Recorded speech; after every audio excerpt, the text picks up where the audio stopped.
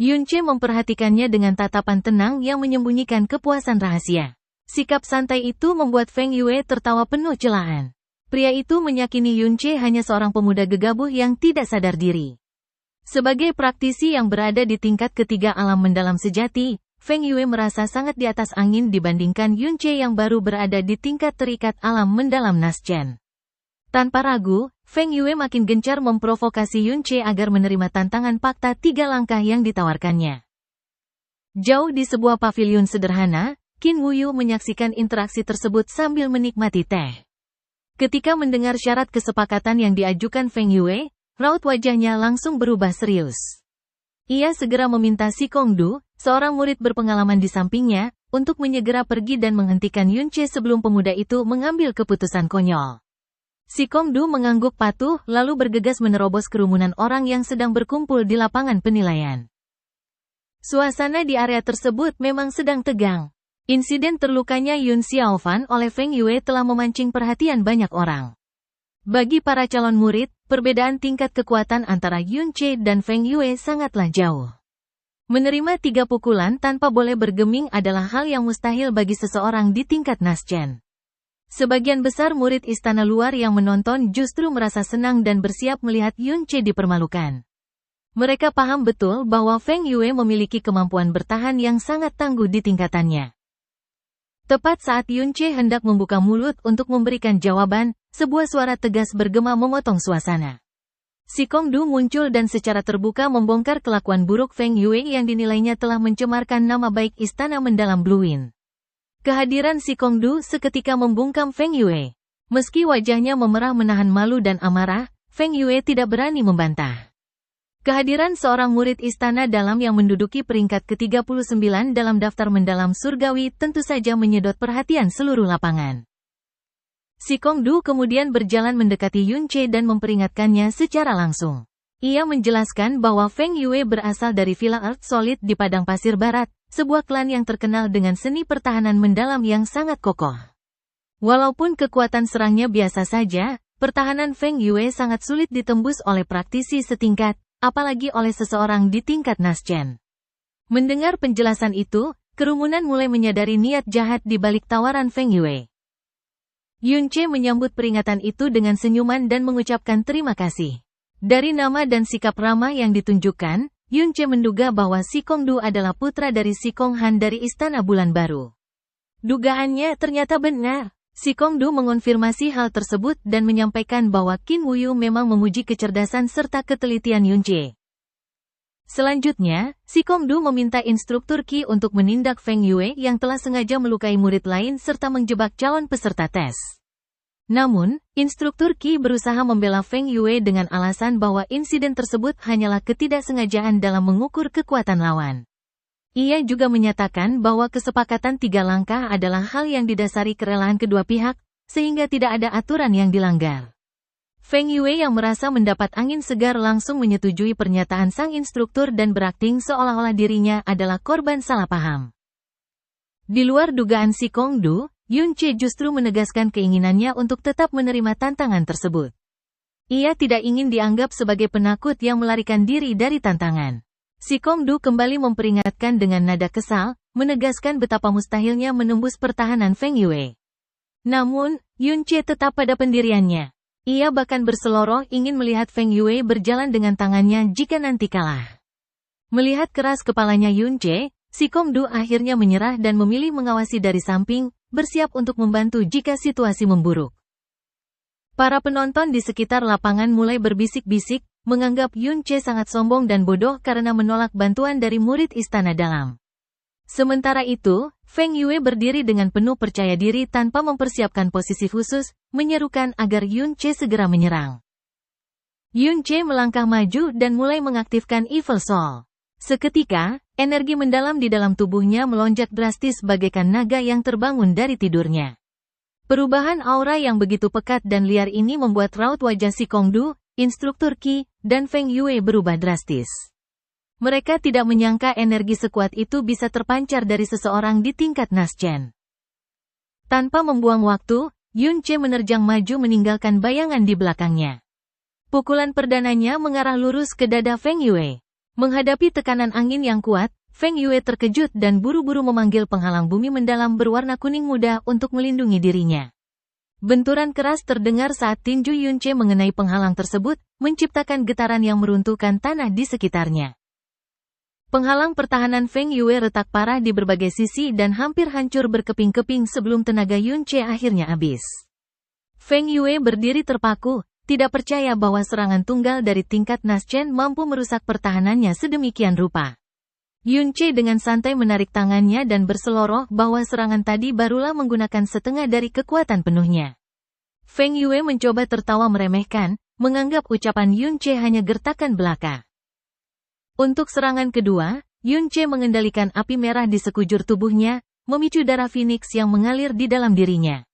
Si Kongdu terkejut menyadari bahwa Yunce menguasai seni mendalam atribut api. Saat Yunce melancarkan pukulan berikutnya, tekanan api berhawa panas membakar udara di sekitarnya. Feng Yue yang menyadari bahaya besar langsung menggunakan kemampuan maksimalnya dengan memanggil 3 lapisan penghalang bumi sekaligus. Ledakan demi ledakan bergema keras di arena. Pukulan api Yunce dengan mudah menghancurkan penghalang pertama, menembus penghalang kedua, dan akhirnya meremukkan penghalang ketiga. Sisa pukulan tersebut mendarat telak di dada Feng Yue. Meskipun tidak bergeser dari posisinya, Feng Yue menderita luka dalam yang serius hingga harus menahan darah segar yang hendak keluar dari mulutnya. Penonton dan para senior yang menyaksikan dibuat terperanjat oleh daya hancur serangan Yunce. Feng Yue kini diliputi rasa cemas dan menyesal. Namun, di hadapan ratusan saksi mata, ia tidak memiliki jalan untuk mundur. Yunce kemudian mengumpulkan kembali energinya untuk serangan ketiga. Hawa panas yang memancar semakin dahsyat, membuktikan bahwa kemampuan Yunce masih belum mencapai batasnya. Demi mempertahankan harga dirinya dan menghindari hukuman berjalan dengan tangan, Feng Yue mengambil keputusan nekat. Ia mengorbankan darah vital dan kekuatan mendalamnya untuk mengaktifkan teknik terlarang klannya, yaitu penghalang darah mendalam. Cairan darah yang disemburkannya mengubah penghalang terakhir menjadi warna merah pekat yang sangat kokoh. Yunce melompat tinggi dan menghantamkan tinjunya yang terbungkus api ke arah penghalang darah tersebut. Benturan kali ini terdengar tumpul dan tidak langsung menghancurkan pertahanan lawan. Feng Yue sempat tertawa terbahak-bahak, merasa berhasil menahan gempuran tersebut dan yakin Yunce akan kalah. Namun, Yunce tidak menyerah begitu saja. Ia memusatkan seluruh sisa energi mendalamnya ke tangan kanan dan memicu jurus bintang tenggelam bulan jatuh. Kobaran api di lengannya membesar berkali-kali lipat. Dalam sekejap, retakan demi retakan mulai muncul pada titik benturan di penghalang darah mendalam milik Feng Yue. Tawa gila Feng Yue terhenti seketika, berubah menjadi ketakutan luar biasa saat melihat pertahanan terkuatnya mulai hancur berkeping-keping di depan matanya sendiri. Pukulan keras Yunce menghancurkan penghalang darah mendalam milik Feng Yue hingga berkeping-keping. Jurus bintang tenggelam bulan jatuh yang dilancarkannya menerjang maju bagaikan harimau lepas dari kandang. Rentetan ledakan dahsyat menghantam dada Feng Yue dari jarak yang sangat dekat. Gemuruh hebat yang meretakkan bebatuan memenuhi udara, disertai suara hantaman berat yang membuat kedua telinga dan kepala Feng Yue serasa dihantam palu besar. Semburan darah segar langsung keluar dari mulutnya saat tubuhnya terlempar mundur bagaikan anak panah. Tubuh Feng Yue melayang melewati kerumunan penonton, meluncur sejauh puluhan kaki sebelum akhirnya menghantam tanah secara keras. Ia berguling beberapa kali lalu terbaring kaku tanpa menunjukkan pergerakan lagi, sementara genangan darah mulai membasahi tanah di bawah tubuhnya. Sesaat, seluruh lapangan penilaian hening total. Yunce dengan tenang menarik kembali tangannya, meninggalkan alur retakan tanah yang dalam dan panjang di depannya. Meskipun memiliki watak tanpa ampun pada musuh, Yunce masih menahan diri untuk tidak membunuh Feng Yue demi menghormati statusnya sebagai calon murid Istana Mendalam Angin Biru.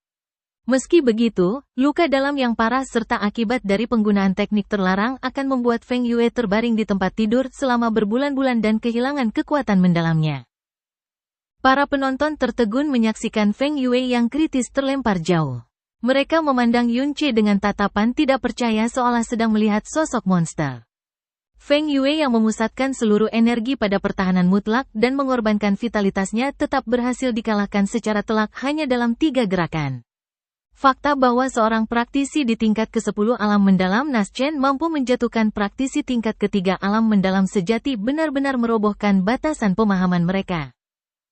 Di pavilion tidak jauh dari sana, Qin Wuyu berdiri dari tempat duduknya dengan ekspresi kagum.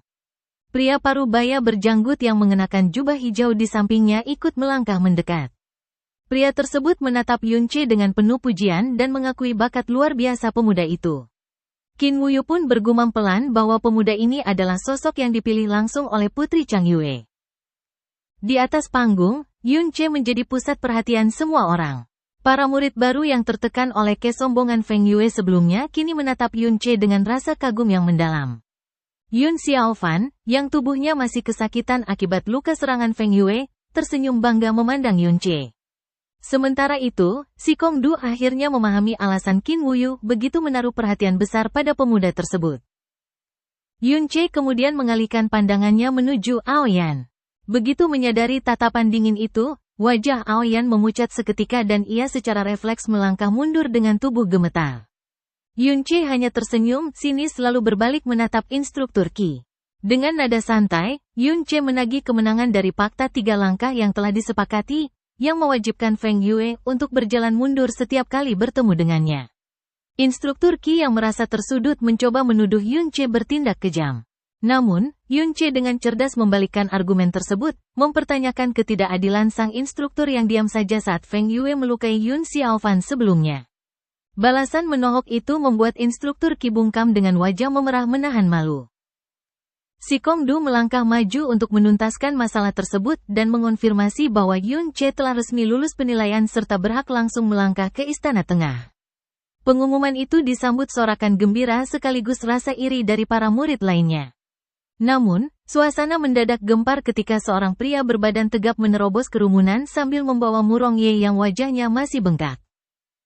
Pria tersebut adalah Murong Yi, pemuda tangguh yang menduduki peringkat ke-73 dalam daftar mendalam surgawi dan merupakan putra dari Marsekal Lapangan Utara. Dengan nada penuh ancaman, Murong Yi melompat ke atas panggung untuk membalaskan dendam sepupunya yang telah dipukul oleh Yunche. Si Kongdu langsung pasang badan membela Yunche, menegaskan bahwa ia tidak akan membiarkan siapapun mengganggu pemuda tersebut karena kakek Yunche adalah penolong nyawanya. Melihat si Kongdu yang berposisi lebih tinggi di daftar mendalam surgawi menghalangi jalannya, Murong Yi merasa terpojok. Ia kemudian menuntut agar Yunche meminta maaf dan menamparkan mukanya sendiri di hadapan semua orang. Sebelum si Kongdu sempat mengambil tindakan, Yunche menepuk bahu si Kongdu dan melangkah maju secara mandiri. Tanpa rasa takut sedikit pun, Yunche menantang Murong Yi untuk melakukan pertarungan resmi 3 bulan mendatang. Ia menegaskan bahwa jika dirinya kalah dalam pertarungan tersebut, ia bersedia menerima hukuman apapun tanpa campur tangan orang lain. Tantangan berani dari Yunche membuat seluruh penonton geger.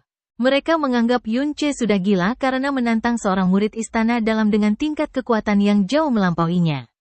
Si Kongdu mencoba mencegah pertarungan sengit tersebut dan memperingatkan risiko fatalnya. Namun Yunche tetap teguh pada pendiriannya dan memprovokasi Murong Yi agar tidak menjadi penakut. Terpancing oleh provokasi tersebut, Murong Yi akhirnya tertawa meremehkan dan menyetujui perjanjian pertarungan 3 bulan mendatang. Saat kesepakatan tersebut dibuat, sebuah suara tenang dan berwibawa bergema melintasi lapangan. Kerumunan kembali terbelah saat Qin Wuyu berjalan masuk bersama seorang pria parubaya anggun berbusana hijau. Kehadiran pria tersebut langsung menyedot perhatian seluruh orang di sana. Pria itu adalah Qin Wuxiang, wakil kepala Istana Mendalam Angin Biru sekaligus seorang praktisi hebat yang telah mencapai alam mendalam langit. Kedatangannya bersama Qin Wuyu menjadi saksi resmi atas pertarungan teratur yang akan menentukan nasib Yunche 3 bulan yang akan datang. Yunche menantang Murong Yi untuk bertarung dalam kurun waktu 3 bulan ke depan. Tantangan ini berawal dari perselisihan di mana Murong Yi membela sepupunya yang sebelumnya dilukai oleh Yunche. Bagi murid-murid di sana, pertarungan antara Yunche yang masih berada di alam mendalam Naschen dengan Murong Yi dari istana dalam dianggap sebagai hal yang mustahil dan lelucon besar. Murong Yi yang merasa sangat unggul langsung menerima tantangan tersebut dengan nada meremehkan. Yunche mengajukan syarat bahwa jika ia berhasil menang, Murong Yi harus menyetujui 3 tuntutan yang akan diajukan nanti. Dengan penuh rasa percaya diri, Murong Yi menyanggupi syarat tersebut. Secara mengejutkan, Qin Wuxiang, wakil kepala istana mendalam Blue Wind, bersedia menjadi saksi resmi untuk pertarungan tersebut. Untuk memastikan keadilan karena Murong Yi selama ini berlatih di istana dalam, Qin Wuxiang mengambil keputusan yang belum pernah terjadi sebelumnya. Ia memperbolehkan Yunche untuk langsung tinggal di istana dalam, menggunakan seluruh fasilitas pelatihan di sana, serta mengakses menara pengumpulan besar tanpa harus melewati tingkatan istana luar maupun tengah. Namun, keputusan ini diiringi syarat ketat. Jika Yunche kalah dalam pertarungan 3 bulan mendatang, ia akan diusir dan kehilangan haknya untuk pernah menjadi murid istana dalam selamanya. Yunche menyetujui persyaratan tersebut. Ia menyadari bahwa perlakuan khusus dari wakil kepala istana ini kemungkinan besar berkaitan dengan Lan Sueruo dan Qin Wuyu. Sebelum beranjak, Yunche juga memperjuangkan nasib Yun Xiaofan, murid muda yang gagal menyelesaikan ujian akibat diserang secara curang oleh Feng Yue. Qin Wuxiang mengabulkan permintaan tersebut dan mengizinkan Yun Xiaofan melakukan ujian susulan setelah pulih dari lukanya. Si Kongdu kemudian mendampingi Yunche menuju istana dalam. Di sepanjang jalan, si Kongdu menyatakan keheranannya atas tindakan Yunche yang dianggapnya seperti menyerahkan diri pada kekalahan. Menurut si Kongdu, perbedaan tingkat kekuatan antara Yunche dan Murong Yi terlalu jauh untuk dikejar hanya dalam waktu 3 bulan, terlebih lagi Murong Yi memiliki dukungan sumber daya yang melimpah dari klannya. Kendati demikian, si Kongdu tetap berniat membantu Yunche karena ia merasa berutang budi pada kakek Yunche, Xiao Li, yang pernah menyelamatkan nyawanya.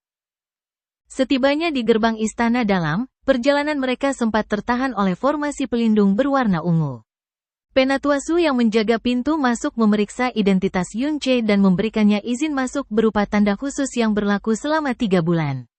Begitu melangkah ke dalam, Yunche langsung merasakan konsentrasi energi mendalam yang sangat padat, bahkan mencapai 2 kali lipat dibandingkan area luar. Si Kongdu menjelaskan bahwa istana dalam dibangun tepat di atas urat energi alami. Di pusat area tersebut berdiri menara pengumpulan besar 10 lantai yang berfungsi memadatkan energi mendalam agar para murid dapat meningkatkan kemampuan mereka dengan jauh lebih cepat. Sebelum mulai berlatih di menara, si Kongdu membawa Yunche ke pavilion senjata langit untuk memilih senjata. Tempat yang terletak di bawah tanah tersebut menyimpan berbagai macam senjata tingkat tinggi, didominasi oleh senjata tingkat mendalam sejati dan mendalam roh.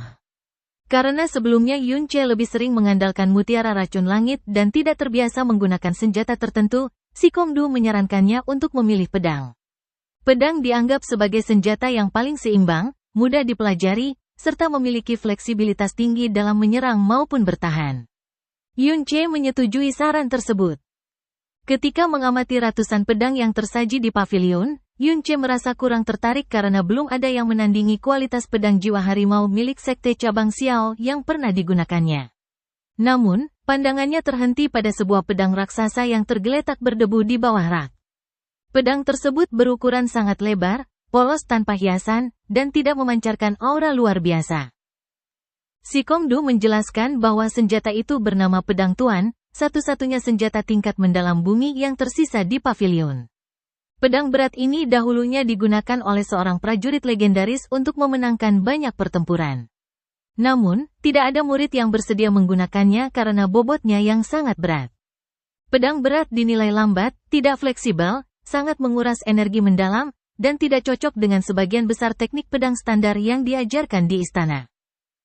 Pedang Tuan tersebut menempa bobot hingga 1950 kg karena terbuat dari material meteorit. Rasa penasaran membuat Yunche mencoba mengangkatnya. Dengan mengandalkan kekuatan dasarnya, ia hampir tidak sanggup menggerakkan pedang tersebut. Menyadari besarnya potensi destruktif yang dimiliki senjata ini, Yunche memutuskan untuk mengaktifkan kemampuan gerbang mendalamnya, gerbang jiwa jahat.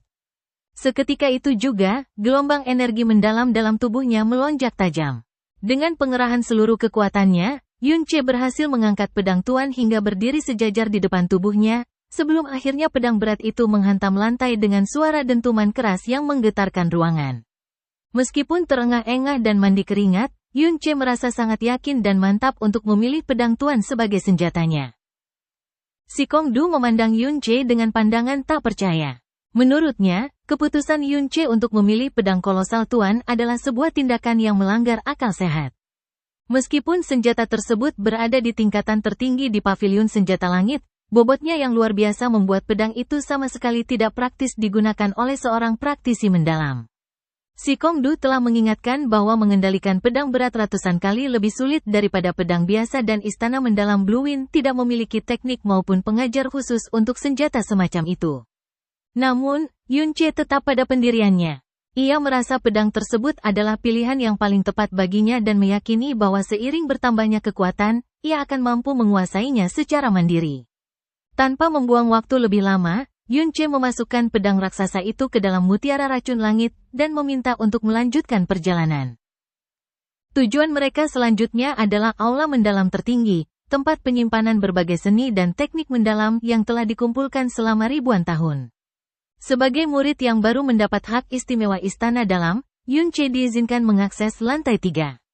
Si Kongdu menyarankan agar Yunche memilih seni mendalam utama istana, yaitu formula jantung agung yang mendalam, yang sangat berguna untuk meningkatkan kendali energi. Namun, Yunche justru menghabiskan waktu memeriksa berbagai gulungan batu giok dengan cepat tanpa menunjukkan ketertarikan pada ilmu-ilmu tingkat tinggi tersebut. Langkahnya berhenti di sebuah keranjang bambu di sudut ruangan yang berisi gulungan-gulungan terabaikan. Si Kongdu menjelaskan bahwa isi keranjang itu adalah teknik-teknik kelas bawah milik rakyat biasa yang rencananya akan dimusnahkan.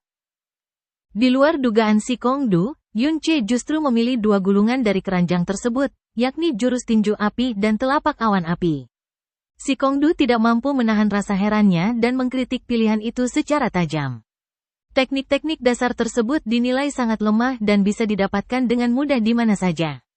Namun, Yunche beralasan bahwa kedua teknik itu sangat cocok dengan energi elemen api yang dimilikinya serta lebih mudah untuk dipelajari. Setelah mengemas gulungan tersebut, Yunche meminta si Kongdu untuk mengantarkannya ke tempat tinggalnya. Si Kongdu hanya bisa menghela napas dan mengantarkannya ke sebuah kediaman yang luas dan nyaman, fasilitas khusus bagi murid istana dalam. Si Kongdu memberi petunjuk mengenai nomor ruang latihannya di menara pengumpulan besar serta jadwal pengambilan pelet obat rutin sebelum akhirnya pergi dengan perasaan geleng-geleng kepala. Tak lama setelah si Kongdu pergi, informasi mengenai pilihan Yunche sampai ke telinga Qin Wuxiang dan Qin Wuyu. Saat si Kongdu melaporkan bahwa Yunche memilih pedang kolosal tuan serta 2 teknik mendalam kelas bawah, kedua tokoh senior tersebut sangat terkejut hingga tersedak teh yang sedang mereka minum. Sementara itu, Yunche berada di halaman tempat tinggalnya untuk mencoba kembali pedang kolosal tuan. Walaupun telah mengaktifkan gerbang mendalam, jiwa jahat, untuk menyokong fisiknya, ia masih sangat kesulitan menahan bobot pedang meteorit seberat hampir 2 ton tersebut.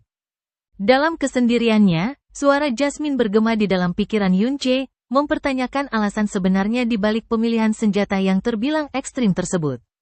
Yunche menjawab bahwa baginya, pedang berat bukan sekadar senjata untuk bertarung, melainkan senjata yang diciptakan untuk melindungi.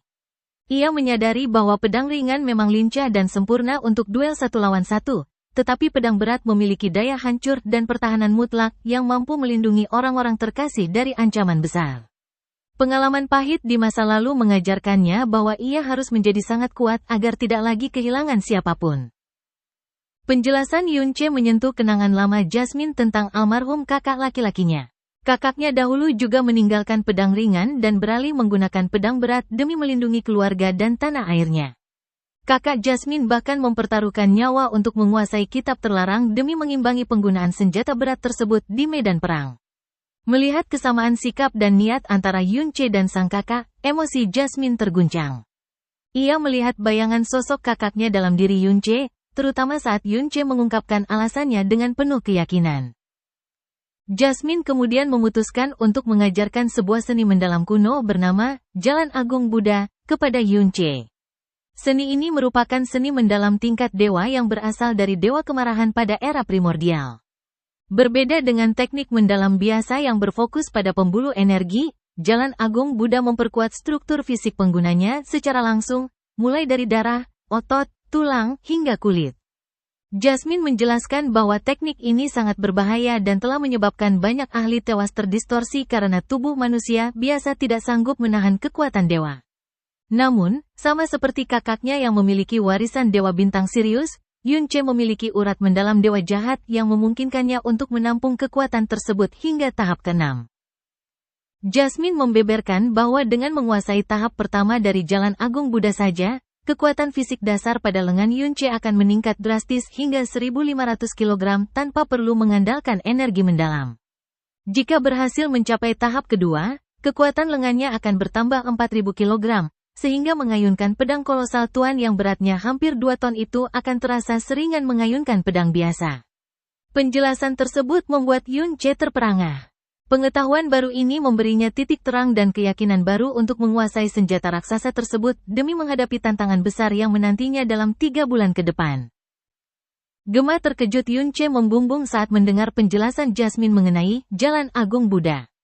Seni terlarang ini tidak sekadar melipat gandakan kekuatan fisik hingga belasan ribu kilo di tahap-tahap awal, melainkan mentransformasi seluruh tubuh penggunanya hingga setangguh baja dan memiliki daya generasi mandiri yang luar biasa.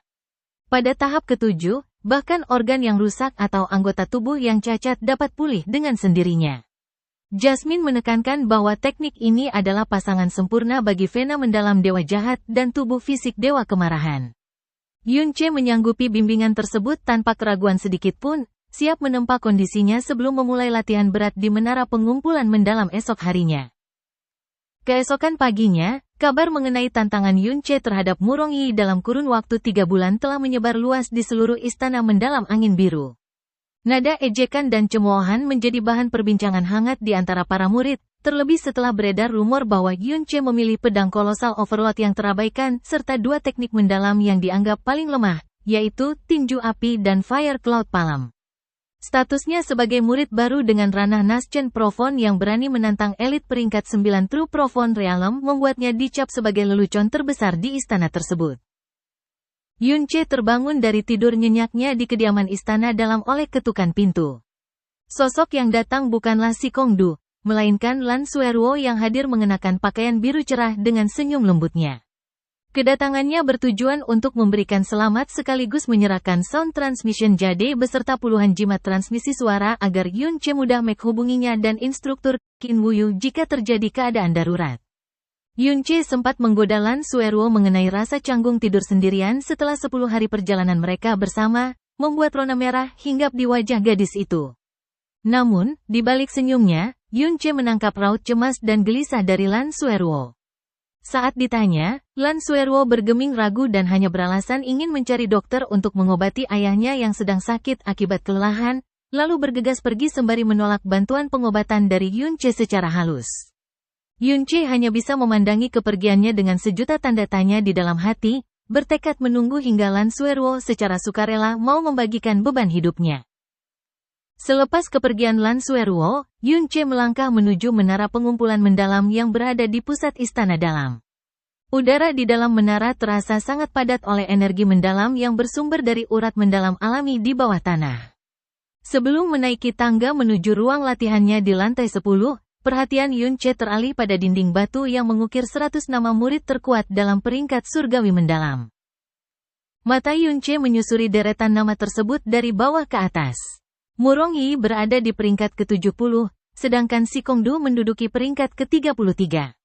Di jajaran 3 besar, nama Fang Feilong dan Feng Bufan mengisi posisi ketiga dan kedua dengan tingkat kultivasi Spirit Profon Realm tingkat pertama. Namun, kejutan terbesar Yunche dapatkan saat membaca nama di posisi puncak, Fen Juechen, seorang pemuda berusia 17 tahun yang telah mencapai Spirit Profon Realm tingkat kedua. Pencapaian luar biasa itu mengerdilkan seluruh jenius lain yang ada di wilayah tersebut. Keheningan Yunche terganggu oleh kedatangan 2 orang murid. Salah satunya adalah Feng Baiyi, murid peringkat ke-36 yang datang bersama Murong Yi. Keduanya langsung melontarkan hinaan dan kata-kata pedas kepada Yunche, menyamakannya dengan seekor tikus kecil yang tak tahu diri. Ketegangan itu dilerai oleh kedatangan Si Kongdu yang menyuruh Feng Baiyi menjaga ucapannya. Tanpa melayani provokasi lebih jauh, Yunche tetap tenang, meski niat membunuh sempat terlintas tipis di dalam benaknya saat melihat keangkuhan kedua orang tersebut. Setelah Murong Yi dan Feng Baiyi pergi, Yunche menanyakan asal-usul Fen Juechen kepada Si Kongdu. Dari penjelasan Si Kongdu, terungkap bahwa Fen Juechen adalah putra bungsu dari Master Klan Surga Terbakar, Fen Duanhun. Pemuda jenius yang sangat arogan itu memilih pergi meninggalkan klannya setelah menderita kekalahan dari saudaranya sendiri dan bersumpah tidak akan kembali sebelum bisa membalas kekalahan tersebut. Kehadiran Feng Juechen di istana mendalam angin biru rupanya tidak lepas dari persekongkolan politik kekaisaran. Pangeran ketiga sengaja memfasilitasi Feng Juechen agar dapat menjalin hubungan baik dengan klan surga terbakar di tengah perebutan tahta kerajaan melawan putra mahkota, mengingat kondisi kesehatan Kaisar Angin Biru yang kian memburuk. Perpecahan politik ini bahkan merambah ke internal istana dalam, di mana para murid elit mulai terbagi ke dalam kubu-kubu faksi pangeran. Si Kongdu mengaku bahwa dirinya selalu menolak berbagai penawaran dari kedua pangeran karena bermaksud kembali ke kota bulan baru setelah masa studinya selesai. Ia memperingatkan Yunche bahwa tawaran serupa akan segera menghampirinya begitu ia mulai melangkah lebih jauh di istana dalam. Dengan sisa waktu 3 bulan yang sangat berharga untuk mempersiapkan diri menghadapi pertempuran menentukan melawan Murongi, Yunche mengangguk paham. Ia kemudian melangkah mantap menaiki tangga menara menuju kamar nomor 101 di lantai 10 untuk segera memulai kultivasinya. Di dalam menara pengumpulan mendalam, Yunche mendapati ruang mendalam tempatnya berada berukuran jauh lebih luas dari perkiraan. Dinding-dindingnya dilindungi segel energi yang sangat kuat, menciptakan sebuah ruangan yang sepenuhnya terisolasi dari suara maupun gangguan dunia luar. Suasana di dalamnya pun jenuh oleh kelimpahan energi mendalam yang sangat pekat. Sosok mungil Jasmine muncul melayang di depan Yunche.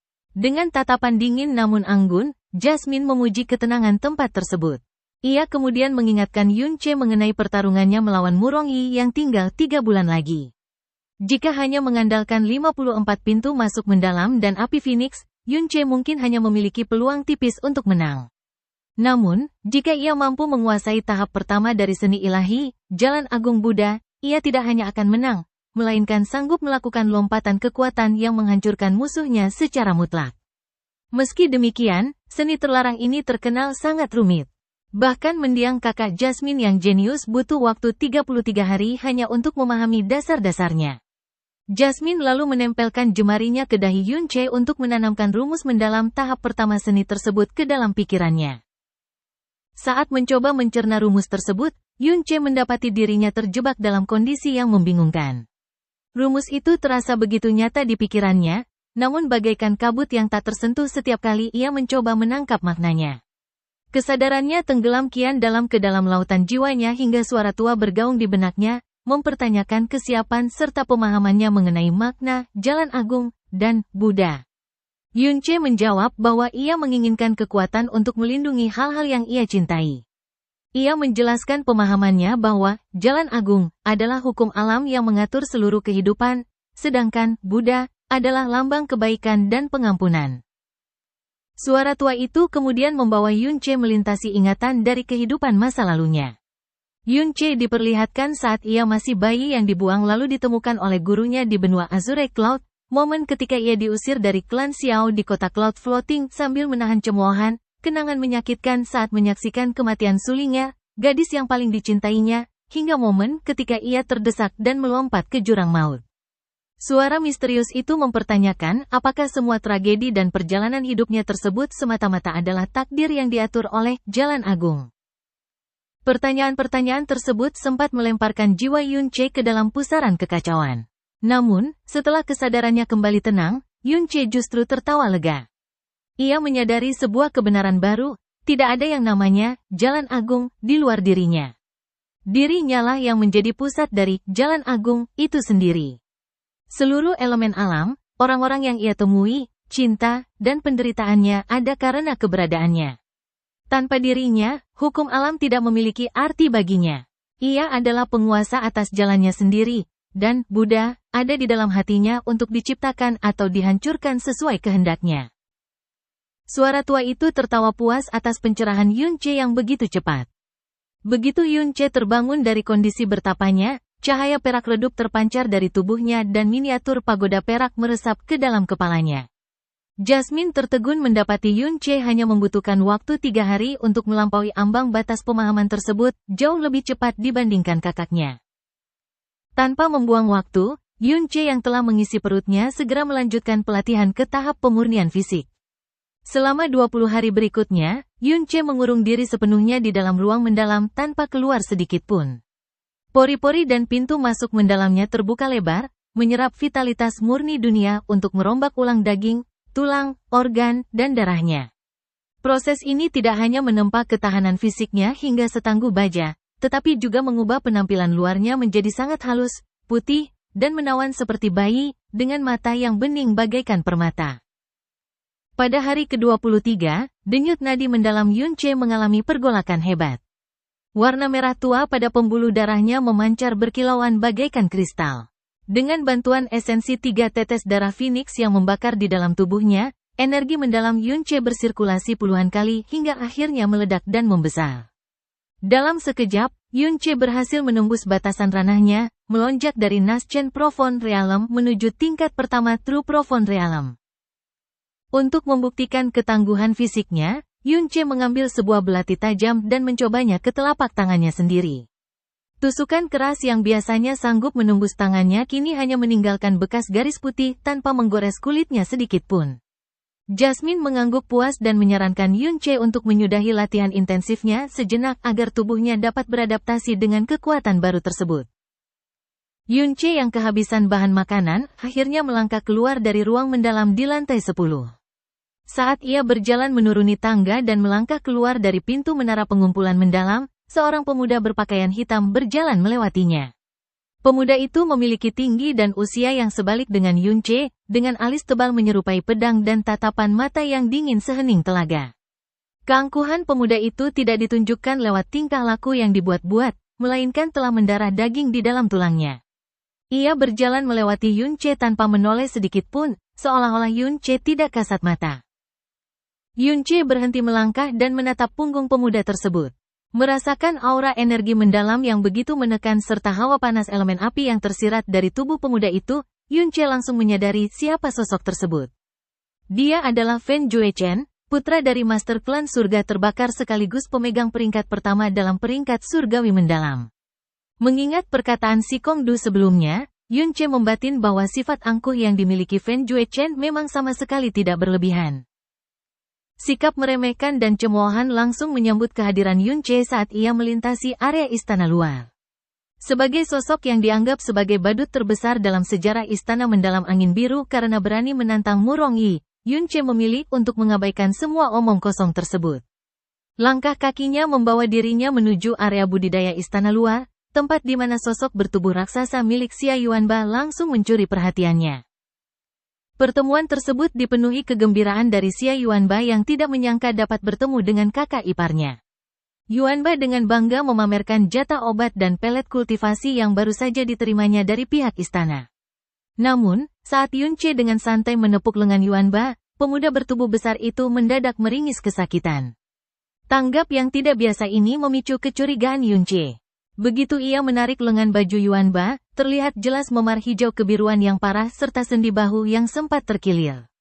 Meski Yuanba berusaha berkali-kali beralih alasan bahwa luka tersebut hanyalah akibat latihan bertarung biasa, memar di leher dan gestur tubuhnya yang ketakutan menegaskan bahwa ia sedang menyembunyikan sesuatu yang buruk. Setelah Yuanba berpamitan untuk kembali ke kamar latihannya, Yunche secara diam-diam membuntutinya dari belakang. Kamar kultivasi nomor 2296 yang ditempati Yuanba berukuran cukup sempit. Dari balik jendela, Yunche menyaksikan pemandangan yang membuat darahnya mendidih. 4 murid istana luar yang merupakan teman sekamar Yuanba sedang mengejek dan mengintimidasi pemuda itu. Seorang murid bernama Han Feng dengan kasar menuntut seluruh pelet yang dimiliki Yuanba, sementara pimpinan mereka, Kui Yang, seorang murid berusia 19 tahun yang berada di tingkat pertama True Profound Realm, secara tidak berperi kemanusiaan menendang perut Yuanba hingga tersungkur hanya karena Yuanba mencoba menyimpan 3 pelet tersisa. Niat membunuh yang sangat pekat meledak dari dalam dada Yunche. Tanpa keraguan, ia menendang pintu kayu ruang kultivasi hingga hancur berkeping-keping. Pintu yang hancur mengejutkan keempat murid di dalamnya. Yunche melangkah masuk dengan tatapan dingin dan memberikan 2 pilihan tegas, menyerahkan seluruh pelet, mematahkan lengan kanan masing-masing, serta bersujud meminta maaf kepada Yuanba, atau mati di tempat. Awalnya, keempat murid tersebut justru tertawa terbahak-bahak dan mengejek Yunche yang mereka kenal sebagai pemuda gila pencari perhatian. Namun, sebelum Kui yang sempat menyelesaikan kalimat ejekannya, sosok Yunche melesat bagaikan kilat. Satu tendangan penuh tenaga menghantam dada Kui Yang, memuntahkan darah segar dan melemparkan tubuhnya hingga tertanam di dinding batu ruang kultivasi. Han Feng dan dua murid lainnya yang mencoba menyerang menggunakan pedang langsung dilumpuhkan dengan mudah oleh Yunche. Tulang dada mereka patah hanya dalam hitungan detik, sementara satu murid yang mencoba melarikan diri dihantam dari belakang oleh hempasan naga api milik Yunche. Dalam kondisi terdesak, Han Feng mencoba mengancam Yunche dengan membawa-bawa nama Paman Kui yang merupakan seorang instruktur bernama Instruktur Qi. Namun, ancaman tersebut justru dibalas Yunche dengan tindakan yang lebih kejam. Tanpa ragu sedikit pun, Yunche menginjak dan mematahkan pergelangan kaki kanan Kui yang sebelumnya digunakan untuk menendang Yuanba. Jeritan kesakitan yang memilukan memenuhi ruangan, meruntuhkan seluruh keberanian murid-murid yang tersisa. Melihat kekejaman dan kekuatan menakutkan Yunche, Han Feng dan dua rekannya langsung berlutut, mengembalikan semua pelet, dan bersujud berulang kali di hadapan Xia Yuanba untuk memohon ampun. Kui yang setengah pingsan pun terpaksa merangkak dan melakukan hal serupa demi menyelamatkan nyawanya. Yunche mengambil kembali seluruh pelet milik Yuanba dan memberi peringatan keras bahwa ia tidak akan segan-segan mencabut nyawa mereka jika hal serupa terulang kembali. Untuk memastikan keempat murid itu tidak membalas dendam melalui jalur resmi atau menekan Yuanba di kemudian hari, Yunche memberikan gertakan cerdik dengan mengaku memiliki hubungan khusus yang sangat dekat dengan kepala istana Qin Wuyu, membuat keempat murid tersebut ketakutan setengah mati. Setelah menyelesaikan masalah di dalam kamar, Yunche mengajak Xia Yuanba keluar menuju naungan pohon yang rindang. Yuanba menundukkan kepalanya penuh rasa bersalah dan mengaku sengaja menyembunyikan penderitaannya agar Yunche tidak terdistraksi dari persiapannya menghadapi pertarungan penting melawan Murong Yi. Yunche menghela nafas panjang dan menyerahkan kembali seluruh pelet hasil rebutan tersebut. Ia menasihati Yuanba bahwa memiliki kekuatan yang lemah bukanlah sebuah kejahatan, namun kehilangan harga diri dan menolak untuk melawan saat ditindas adalah sebuah kesalahan besar. Yunche menegaskan bahwa di dunia yang keras ini, satu-satunya cara agar tidak diganggu oleh orang lain adalah dengan terus menempa diri menjadi sosok yang lebih kuat. Sebelum berpisah, Yunche meminta izin untuk memeriksa saluran dan urat nadi mendalam milik Xia Yuanba menggunakan energi mendalam miliknya. Saat ia menempelkan telapak tangannya ke dada Yuanba dan memfokuskan penglihatannya, Yunche terkejut bukan main. Urat nadi mendalam milik Xia Yuanba memiliki ukuran 2 kali lebih lebar dibandingkan manusia normal, berwarna hitam keabu-abuan yang langka, serta letak pintu masuk mendalam yang sepenuhnya berbeda dari struktur anatomis biasa. Pengamatan tersebut membuat Yunche teringat akan ucapan Jasmine sebelumnya mengenai keberadaan vena mendalam Kaisar Tirani, sebuah kelainan sekaligus bakat istimewa yang sangat langka di dunia kultivasi. Setelah memastikan Xia Yuanba kembali ke kediamannya dengan aman, Yunche bergegas meninggalkan istana mendalam angin biru menuju markas pusat persekutuan pedagang bulan hitam. Di sepanjang perjalanan, pikirannya terikat pada kondisi unik saluran mendalam milik iparnya itu. Rasa penasaran membuatnya berdiskusi secara mendalam dengan Jasmine mengenai vena mendalam Kaisar Tirani.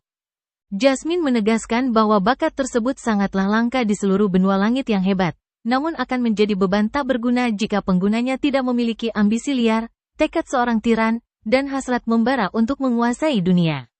Karakter Xia Yuanba yang lembut justru membuat pembuluh darah istimewa itu terkunci rapat, hingga untuk menaikkan satu tingkat kekuatan saja membutuhkan usaha 10 kali lipat dibanding orang biasa.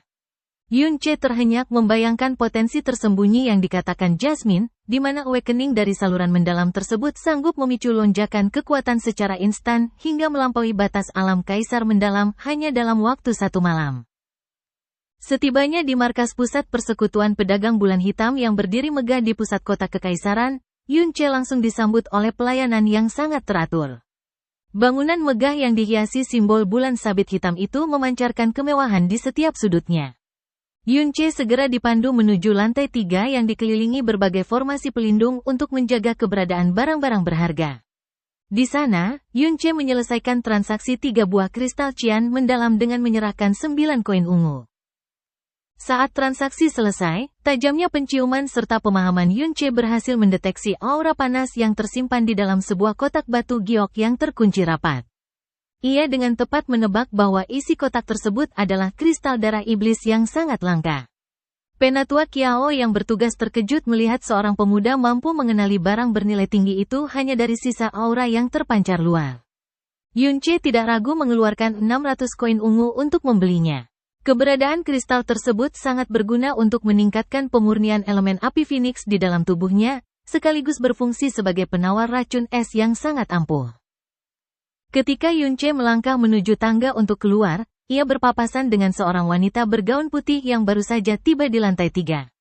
Wanita tersebut mengenakan kerudung tipis berbahan sutra es yang menyembunyikan wajahnya, namun keindahan matanya serta aura suci nan anggun yang dipancarkannya membuat siapa saja merasa seolah sedang menatap seorang dewi dari langit. Yunche sempat terpana menikmati pesona luar biasa tersebut sebelum akhirnya berjalan turun.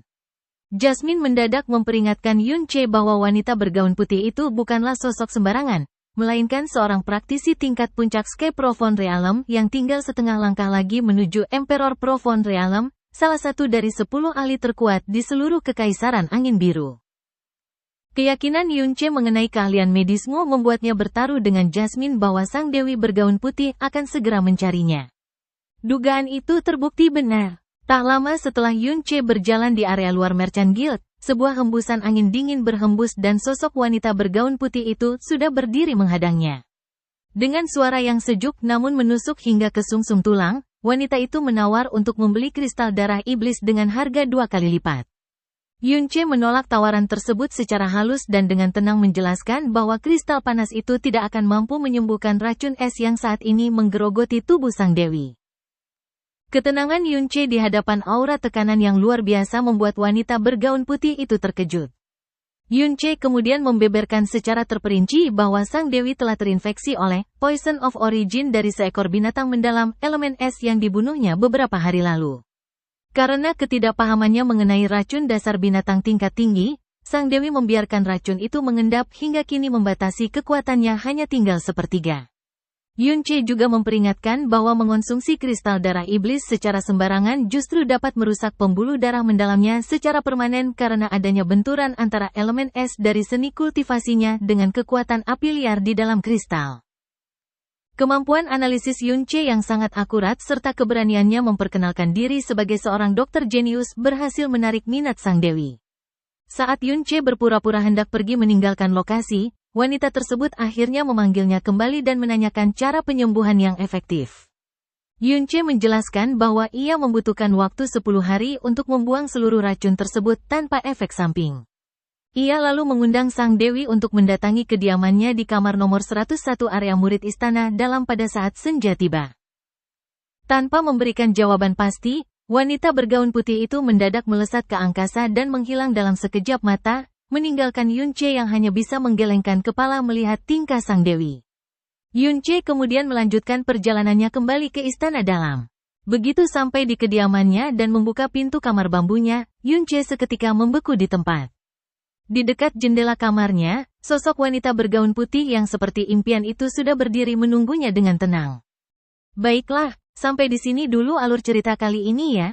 Jangan lupa subscribe, serta sawerannya bosku. Bye-bye.